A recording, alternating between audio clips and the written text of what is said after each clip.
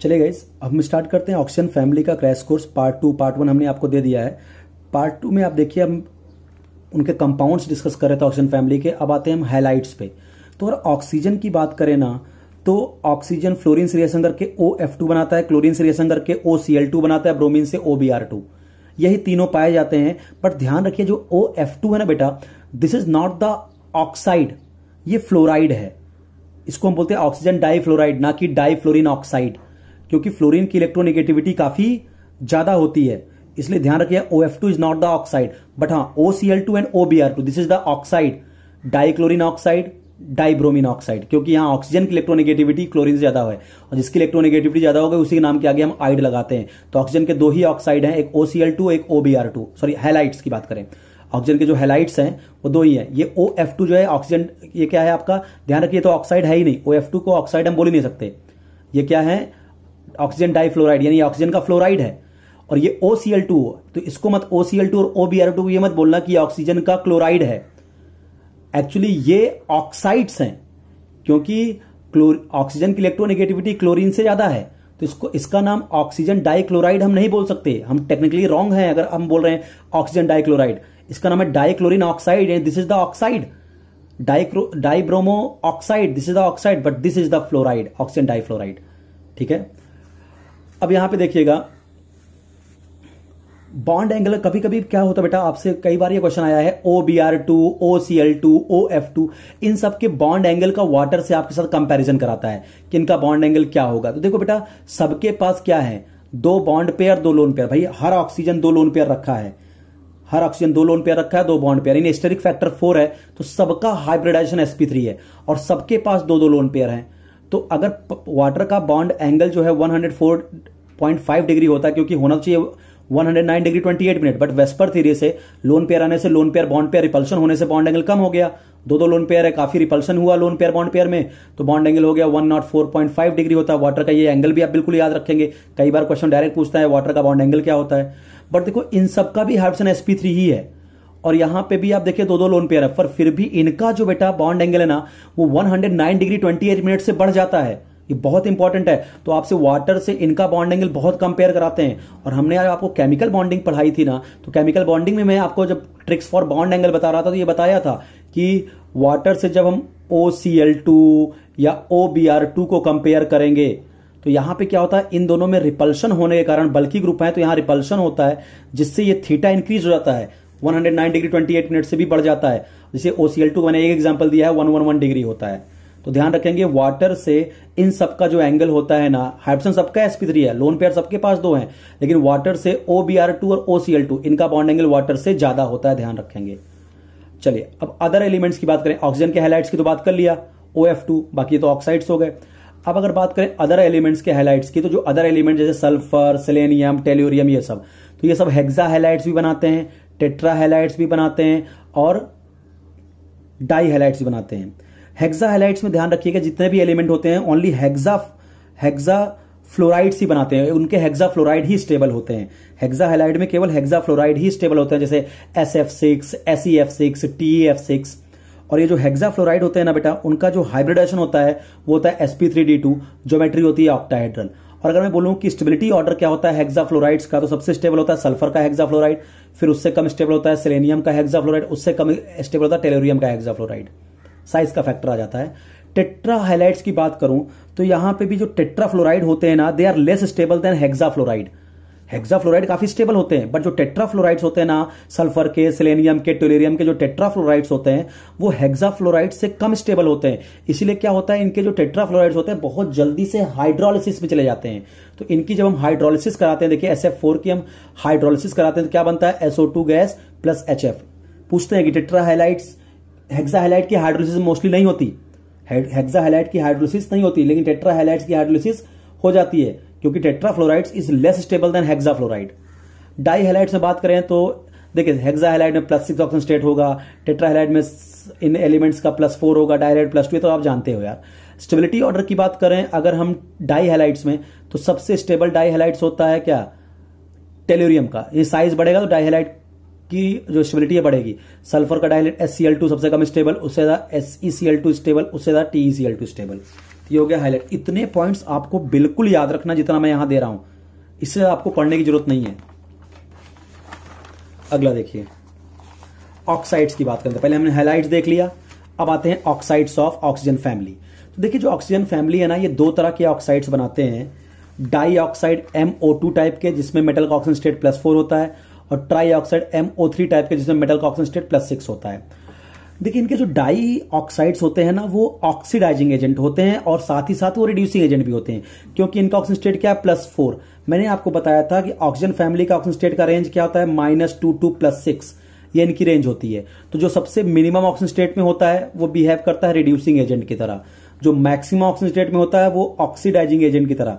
तो जो बीच में होते हैं वो reducing as well as oxidising, क्योंकि हमको आपने कई बार मैंने आपको बताया है कि ऑक्सीडाइजिंग एजेंट वो होते हैं जो इलेक्ट्रॉन गेन करते हैं, रिड्यूसिंग एजेंट वो होते हैं जो इलेक्ट्रॉन लूज करते हैं। ठीक है, तो अगर ये +4 में है, एलिमेंट +4 में है, तो ये चाहे तो +6 में भी जा सकता है अभी इलेक्ट्रॉन लूज करके, तो रिड्यूसिंग एजेंट भी हो सकता है, या +4 से इलेक्ट्रॉन गेन करके +3 +2 नीचे भी तो आ सकता है, तो इलेक्ट्रॉन गेन भी कर सकता है, इसीलिए ऑक्सीडाइजिंग एजेंट। इलेक्ट्रॉन लूज करके यानी +4 से +6 जा सकता है, यानी अपने ऑक्सीजन स्टेट को बढ़ा भी सकता है। बढ़ाया कैसे, इलेक्ट्रॉन लूज करके, तो रिड्यूसिंग एजेंट। +6 से +4 से ये +3 +2 नीचे भी आ सकता है, यानी घटा भी सकता है। घटाया कैसे, इलेक्ट्रॉन गेन करके, तो ऑक्सीडाइजिंग एजेंट। तो इसीलिए +4 वाले जो ऑक्साइड होते हैं oxidising as well as reducing. लेकिन जो +6 वाले होते हैं they only behave like a oxidising agent, क्योंकि अब ये +6 से +7 नहीं कर सकते, क्योंकि इनकी मैक्सिमम +6 होती है। अब ये फर्दर इलेक्ट्रॉन लूज नहीं कर सकते। हाँ, अब ये इलेक्ट्रॉन गेन करके अपनी ऑक्सीडेशन स्टेट को डाउन कर सकते हैं, जिससे ये ऑक्सीडाइजिंग एजेंट तरह ही बिहेव करते हैं। चलिए, जैसे मैं बोलूं सल्फर का dioxide, sulphur dioxide, selenium dioxide, tellurium dioxide, तो इनके बारे में कुछ बात याद रखेंगे। जो सल्फर का डाइऑक्साइड SO2 एसिडिक होता है, SeO2 भी एसिडिक होता है, और TiO2 एम्फोटेरिक ऑक्साइड होता है, ध्यान रखेंगे। ये जो SO2 के बारे में कुछ बातें और याद रखिए। SO2 जो है वो कोवैलेंट गैसियस मॉलिक्यूल है। SeO2 है कोवैलेंट पॉलीमेरिक सॉलिड है। जो SeO2 देखिए इसे पॉलीमेरिक फॉर्म में एग्जिस्ट करता है, SeO2 ऐसे पॉलीमेरिक फॉर्म में होता है, तो कोवैलेंट पॉलीमेरिक सॉलिड है। और ये क्या है, SO2 भी कोवैलेंट है बट वो गैस है, SeO2 क्या है, कोवैलेंट है बट पॉलीमेरिक सॉलिड है, जिसमें सिलेनियम का हाइड्रोजन क्या होता है, sp3, और ज्योमेट्री होती है पिरामिडल। TiO2 आयनिक सॉलिड है, ये आयनिक सॉलिड है, यानी SO2 क्या है, कोवैलेंट गैस है, SeO2 कोवैलेंट पॉलीमेरिक सॉलिड है, और TiO2 आयनिक सॉलिड है। और आप जानते हैं, सब हम फजान रूल से भी एक्सप्लेन कर सकते हैं कि कैटायन का साइज बढ़ेगा, कैटायन का साइज जितना ज्यादा होगा आयनिक नेचर उतना ज्यादा होगा। टॉप टू बटन चलने पर कैटायन का साइज बढ़ रहा है इसलिए आयनिक नेचर बढ़ेगा। तो हम क्रैश कोर्स कराने इसलिए उतना डेप्थ में हम नहीं जा रहे हैं, हम डायरेक्ट कहां से क्वेश्चन बनते हैं, क्या चीज आपको याद रखना है, उस पर पूरा फोकस करा रहे हैं। बस आपको एक्सप्लेन करने पे आए तो इसमें बहुत ज्यादा एक्सप्लेन कर सकते हैं अभी हम। चलिए आगे बात करते हैं ट्राई ऑक्साइड की। तो मैंने बताया ये ऑक्सीडाइजिंग एजेंट ही होते हैं केवल, जैसे SO3, SeO3, TeO3। ध्यान रखिएगा जितने भी ट्राई ऑक्साइड्स होते हैं ऑक्सीजन फैमिली की, ये दो फेज में एग्जिस्ट करते हैं, या तो ये गैस फेज में एग्जिस्ट करते हैं या ये सॉलिड फेज में एग्जिस्ट करते हैं। जब ये गैस फेज में इनके ट्राई ऑक्साइड एग्जिस्ट करते हैं वो मोनोमरिक फॉर्म होता है, लेकिन सॉलिड फेज में ये क्या पॉलीमेरिक फॉर्म में एग्जिस्ट करते हैं। यानी गैस फेज में जो ट्राई ऑक्साइड जो होते हैं वो दो फेज में एग्जिस्ट करते हैं, गैस फेज और सॉलिड फेज। गैस फेज में ये मोनोमरिक फॉर्म होता है और सॉलिड फेज में ये पॉलीमेरिक फॉर्म में एग्जिस्ट करता है। ठीक है, जैसे देखिए गैस फेज में हमने MO3 SO3 ऐसा, तो गैस फेज में जितने भी ऑक्साइड हैं आपको पता है, अगर मैं SO3 भी बनाऊं आपके सामने तो कुछ ऐसा स्ट्रक्चर होता है, 3 सिग्मा यानी sp2 hybridisation, triangular planar geometry, और ये इलेक्ट्रॉन डेफिशिएंट बनेगा क्योंकि इसकी इलेक्ट्रोनेगेटिविटी ऑक्सीजन की ज्यादा है, तो ये पाइप इलेक्ट्रॉन को अपनी तरफ खींचेगा, तो ये डेल प्लस ये डेल माइनस, तो जो सल्फर होगा उस पर पॉजिटिव चार्ज आएगा, यानी ये इलेक्ट्रोफिलिक सेंटर है इसलिए इलेक्ट्रॉन पेयर को एक्सेप्ट कर सकता है, इसलिए लुईस एसिड होता है। ठीक है, तो ये लुईस एसिड की तरह बिहेव करते हैं। सॉलिड फेज की बात करें तो ये सॉलिड फेज में ये सब जो ट्राई ऑक्साइड होते हैं ये पॉलीमेरिक फॉर्म में होते हैं, जिसमें जो SO3 है वो ट्राइमेरिक फॉर्म में होता है और SeO3 टेट्रामेरिक फॉर्म में होता है।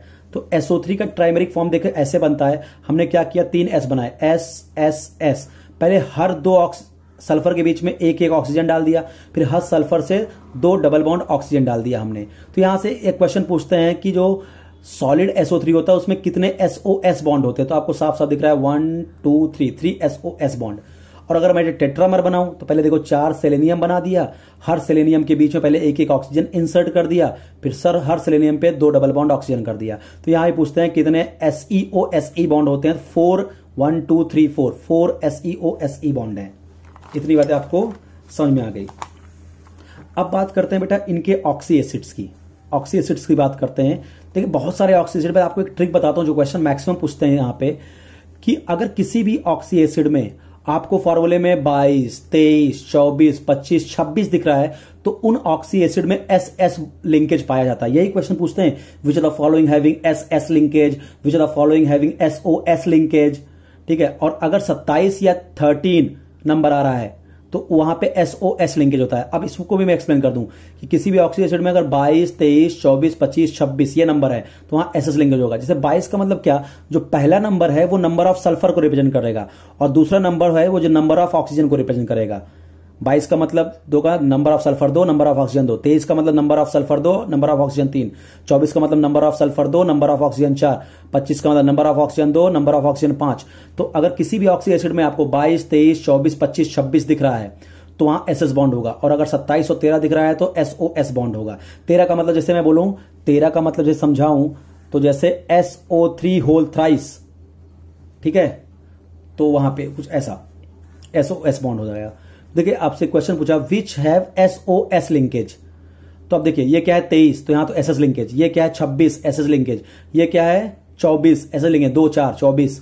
ये क्या है 27, देखिए आ गया ना SOS लिंकेज। आराम से नीट का क्वेश्चन हो गया आपसे। चलिए तो अब ये तो हो गया। अब एक परऑक्सी सीरीज भी आती है सल्फर के ऑक्सी एसिड में, जहां O सिंगल बॉन्ड आते हैं परऑक्सी सीरीज। वहां पे दो एसिड बड़े इंपॉर्टेंट ध्यान रखिएगा, एक कैरोज एसिड जिसको हम पर ऑक्सी मोनोसल्फ्यूरिक एसिड भी बोलते हैं, जिसका फॉर्मूला होता है H2SO5। यहां सल्फर का ऑक्सीजन स्टेट +6 होता है, बिल्कुल ध्यान रखिएगा, ठीक है।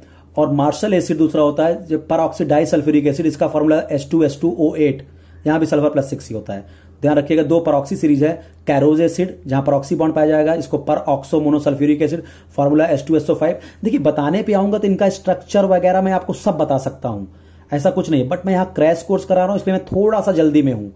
देखिए ये हो गया परऑक्सी मोनोसल्फ्यूरिक एसिड कैरोज एसिड पर, देखो ये आ गया ना परऑक्सी बॉन्ड, तो इसका ऑक्सीजन स्टेट -1, इसका -1, ठीक है, इसका -2, इसका -2, इसका -2, इसका +1, इसका +1, तो ये सल्फर आ जाएगा +6। करने को मैं बहुत डिटेल कर सकता हूं, बट यहां पे मैं क्या अभी आपको इंपॉर्टेंट टॉपिक बता रहा हूं, जो चीजें आपको याद रखनी है डायरेक्ट, जितना आपको बिल्कुल नहीं भूलना, मैं उस पर फोकस हूं। नहीं, मैं एक एक चीज को बहुत डिटेल में यहां कर सकता हूं, बट मैं आपको इस समय क्रैश कोर्स करा रहा हूं, इसलिए थोड़ा मैं फास्ट जा रहा हूं, ठीक है।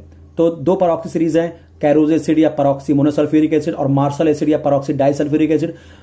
अब इसका भी आप फॉर्मूला बिल्कुल याद रखेंगे, H2SO5, H2S2O8, ठीक है। तो ये हो गया आपका पार्ट 2 ऑक्सीजन फैमिली। या ये थोड़ा लंबा, एक्चुअली यहां से बहुत सारे क्वेश्चन ऑक्सीजन फैमिली में बनते हैं, इसलिए मुझे यहाँ पे तीसरा पार्ट आपको बताना पड़ेगा। तो हम तीसरे पार्ट में आपके साथ मिलेंगे, ओजोन और H2SO4 की बात करेंगे।